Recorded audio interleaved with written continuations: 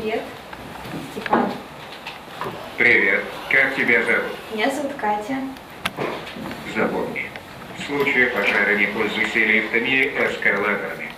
Он и про погоду готов рассказать, и анекдот вспомнить, а девушек еще и комплиментом одарить. Общительность – одна из многих функций робота Степана. Это совсем еще свежая, третья модель промобота, который собирают в Перми. Молодой дроид уже успел продемонстрировать свои способности на республиканском этапе Российской робототехнической олимпиады и на чемпионате по лыжным гонкам. Вообще у данного робота очень много различных возможностей. В принципе, практически все что угодно можно с ним запрограммировать. То есть это и распознавание лиц, и общение с людьми на какую-то тематику. Он может быть там роботом-промоутером, роботом-волонтером, как в данной вот ситуации. Рассказывать о каких-то вещах, там, как детям, так и взрослым. Оплату может принимать по картам. В принципе, практически любой спектр, все что угодно в него можно, любой функционал заложить.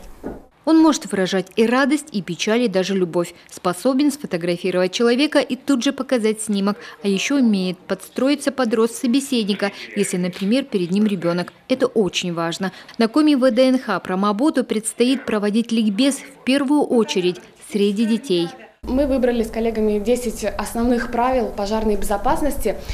Конечно, упор мы хотим сделать на детей, потому что Степан, он будет завоевывать их внимание. Подходит ребенок к Степану, они знакомятся, и Степан каждому конкретному ребенку напоминает о каком-то правиле пожарной безопасности. Я думаю, что ребенок это запомнит, и он потом еще расскажет своим друзьям о том, что это такое было. Кстати, вполне возможно, что Степан заговорит и на коми-языке.